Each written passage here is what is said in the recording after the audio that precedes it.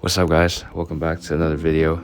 It's officially June by the time I'm uploading this, so I thought it would be nice to just have a half-year reflection, because this also marks the end of my first academic year, my first year at medical school. So I think that might be good to just, have a little reflection. Yeah, so I guess in this video I'm just trying to, go over the main lessons that I've learned during my first year here. So lesson number one is the most important thing that I've kind of had to realize, is that we should always have a reason to come back to. During my first year of medical school, sometimes it got so busy where I kind of forgot about what I was doing this for.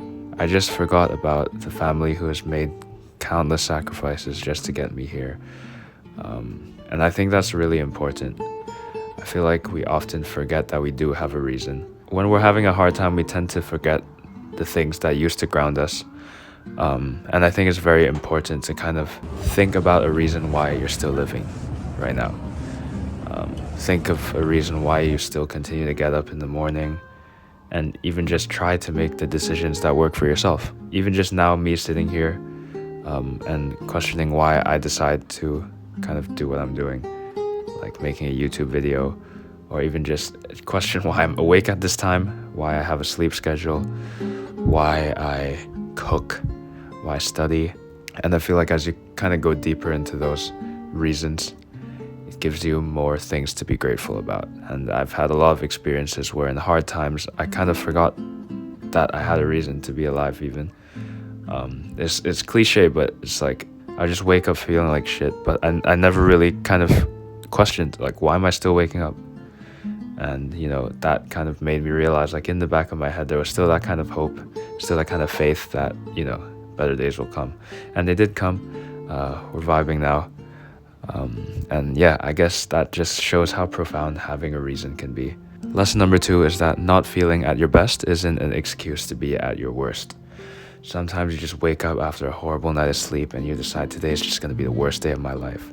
And I guess it's very important to acknowledge that not every day is going to be perfect. I feel like I used to chase this kind of idea of happiness where everything just has to be absolutely amazing all the time. But that's just not the way life works. And I think it's just really important to kind of realize that, even if it's not going to be the best day, it can still be a decent day. If you wake up feeling like a 3 out of 10, you could do things that can make you feel maybe a 5 or 6 even. It might not be a 10, but that's better than like feeling absolutely horrible. There is a kind of a line to draw between actually needing a break and kind of making excuses for yourself to just stay in a bad situation. Obviously, I'm not like that kind of self-help guy who's like, push through it all, Every day has to be like this. Like, obviously, I have to take some breaks, but I guess even in bad days, kind of acknowledging that they still have potential to be better, even though not inherently good, is very important. Lesson number three is to just be out there.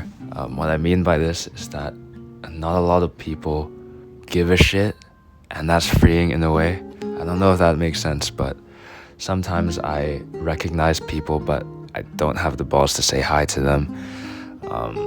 And I'm still like guilty of this now. I still do it, but I've realized that every time I've stepped out of that and just said hi, there's a good chance that they remember me as well. And if not, it's like, what are you losing, really?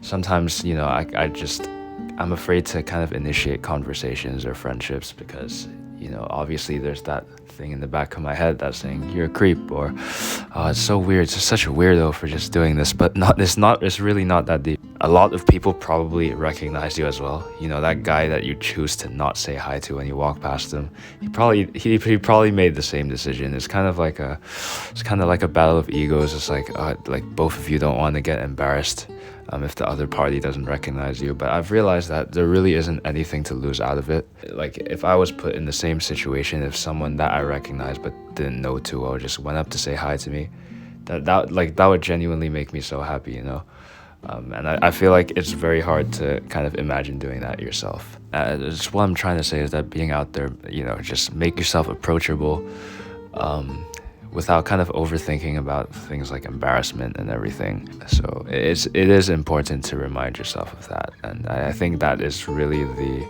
kind of way you can start to cultivate, deeper friendships and relationships.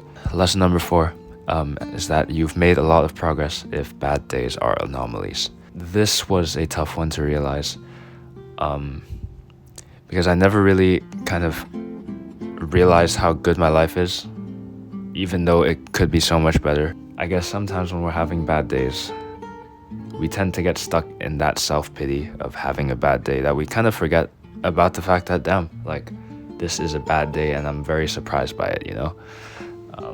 Obviously, I can't say this for everyone, and, you know, I've been in situations where I've had streaks of bad days, and bad days were like the norm, but I guess acknowledging the progress that I've made now, and the fact that, like, when I have a bad day, I can actually be angry at it at night. I'm like, oh, fuck, that was such a bad day, without really kind of the rumination of the next day being just as bad, is very, it just makes you so grateful for all the progress you've made.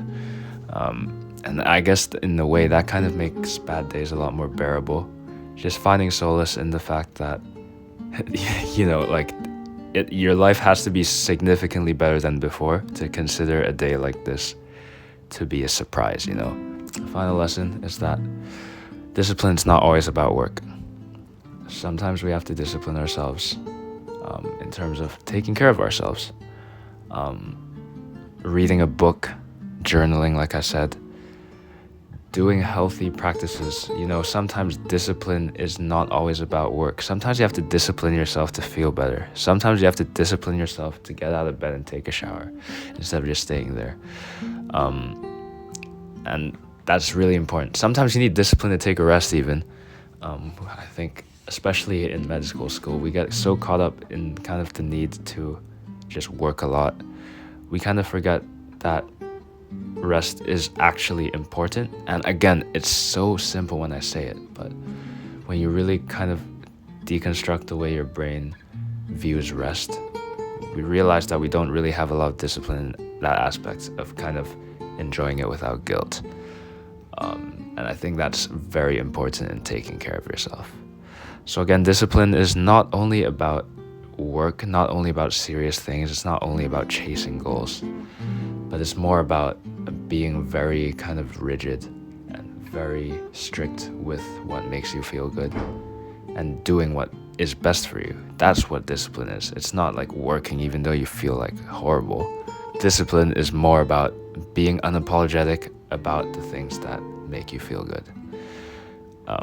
And yeah, hopefully you guys enjoyed this. I might make a couple more of these, to be honest, because I like, you know, I just have a book of things like this, right? So maybe I'll just do this as a little series, who knows. But I hope you guys are having a wonderful summer. If you're still about to do exams, best of luck. But if you have finished them, I hope you do well. And congratulations on finishing whatever you might have finished. And go enjoy your summer, man. Go enjoy your summer, because I am going to, like, so much. So peace out. Have a good day.